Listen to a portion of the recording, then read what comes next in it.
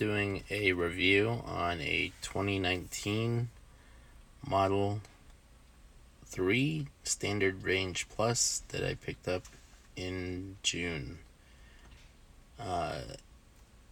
Wanted to kind of show you what was included with this. So you get this 15-inch screen. I wanted to go through each individual control, what you get with it. I'm going to start with the car function here. And so we're going to look at the quick controls, which have your exterior lights, your fog lights on or off, your adjustments of the mirror, the steering wheel column that you can adjust. You can unfold the mirrors even at your location. You do have window locks, which is nice if you have kids. And then as far as lighting, you're going to get your auto headlights and fog lights, dome lights, auto high beam, headlights after exiting, and steering wheel lights. I kind of wish this included the ambient lighting, which it does not. As far as locks, you can unlock with your phone or the key card. Also again shows you window locks and child locks, which is kind of nice if you got kids in the back, because it's so easy to kind of push that button to unlock the doors. Display, it does an auto right now, so it just changes if it's too bright outside. You do have a clean screen mode, which it'll black out the screen, and that will let you kind of touch the screen without it affecting anything. You can change your energy display, whether you want it in percentages or do you want it in distances. So right now I'm about to take a full long trip today, so I wanted to fully charge it. It will also give you distance in kilometers or miles, and your temperature. Your tire pressure will also display at the bottom right. When you swipe through, you will display it right there as you are driving. Driving controls, you can do the chill mode, which is if you don't want to really accelerate that quick, just kind of smoothly. You do also have steering mode, which I keep it at standard or sport. Comfort, a little kind of on the loose side, but it's still okay. It's probably good on long drives. Regenerative braking, which is great. It allows you to regenerate energy as you release the accelerator pedal.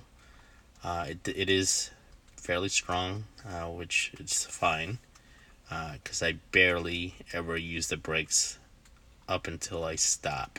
So my wife tends to like the low because she feels it feels more natural. Creep, that helps you with if you're used to internal combustion engine, when you let go of the brake, it starts to creep forward.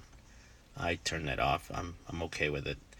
Slip start, this will be good for, looks like here, sand, snow, and mud.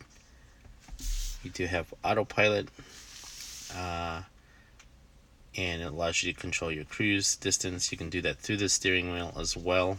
On the right ball controller there on the right, you can control your distance there by just using that, as well as your cruise control. You have speed limit warning. I just have it display, which will usually show up right here, and if it gets too big, like as you reach if you're overspeeding, it'll kind of just get bigger. You get your speed limit, which you can offset the setting, or the speed that you're going at. You also have forward collision warning. Forward collision warning, I keep mine on early. I mean, it's up to you whether you want to change that or not. You get your lane departure warning, your blind spot collision warning, and automatic emergency braking and obstacle aware acceleration. So if there's something in front of you, and you don't it'll kind of keep you from doing that. So obstacles aware acceleration automatically limits your acceleration if an obstacle is detected in front of your vehicle while driving at low speeds. You get navigation. You can do online routing. Trip planner will add the supercharging if you're having to go long distances. Safety and security. Get your speed limit. You can create a pin, so before anyone can get into the car, which is kind of nice if you got kids that like to jump into the front seat and you don't want the car just to start by accident. It's probably nice to put that in. And then you got Sentry mode, which will create a security if someone approaches your car and turns on all the cameras, but you must add the USB jump drive to the USB inputs at the bottom below the screen. And it does have a security alarm. You do have cabin overheat protection, and then you can also share your data, which is probably what makes this car great. You can adjust because the wipers are tucked underneath the hood. If you need to work on them or change the blades, they do have a wiper service mode, which will bring the wipers up so you can reach it. The headlights, if you need to adjust those, you can.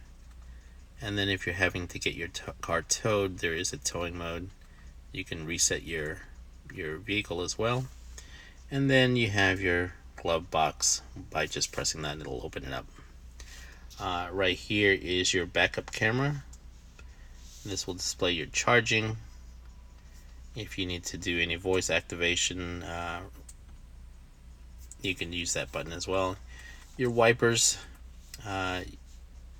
if you hit it, you do have intermittent, then it gets a little faster than auto, which most people try to keep it on auto. Sometimes it's too fast when it's just a little bit of rain, but it seems to do alright. And again, your tire pressure gauge, and then your trip. You can name them, readjust them. There's trip A and B. And currently I only have 232 miles on here. If you have any questions, just